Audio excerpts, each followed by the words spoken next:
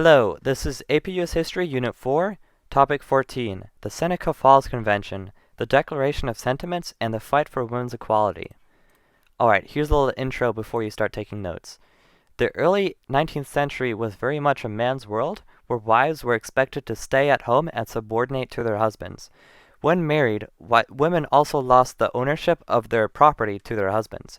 Just like black slaves, wives could not vote, and they could also be legally beaten with a, quote, reasonable instrument. To me, this sounds a lot like a patriarchy. And you know what a patriarchy reminds me of? You guessed it, the Barbie movie! Alright, to sum it up, this is what I'd imagine a 19th century man would think of his woman. I wanna push you around.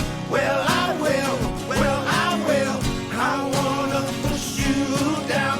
Well, I will. Well, I will. This Alright, ignore Ken. What was the Seneca Falls Convention? This is a key term, by the way. The Seneca Falls Convention fought for the social, civil, and religious rights of women. It was held from July 19th to 20th in 1848 in Seneca Falls, New York.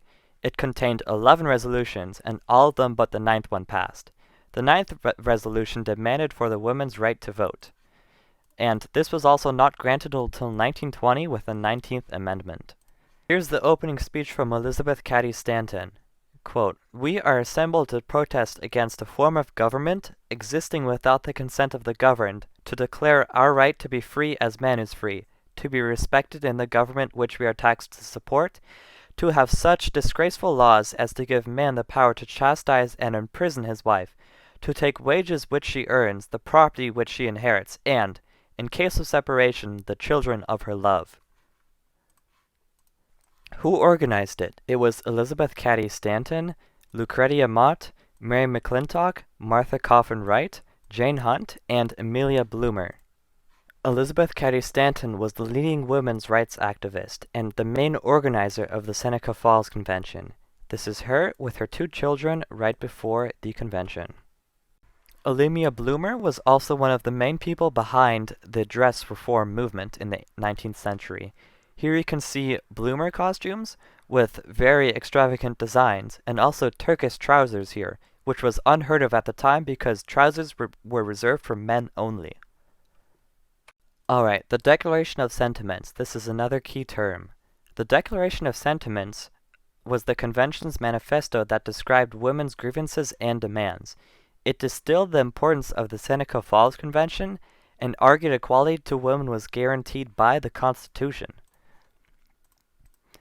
It says, quote, "We hold these truths to be self-evident, that all men and women are created equal. This is obviously inspired by the Constitution itself. It began with 19 abuses and usurpations that were destined to destroy a woman's confidence in her own powers, to lessen her self-respect, and to make her willing to lead a dependent and abject life." Alright, why was the Declaration of Sentiments important? In light of these abuses, the Declaration of Sentiments called on women to throw off such government. The participants of the Seneca Falls Convention used the Declaration to employ agents, circulate tracts, petition the state and national legislatures, and endeavor to enlist the pulpit and the press in our behalf. It was one of the driving forces in the women's rights movements and women's suffrage.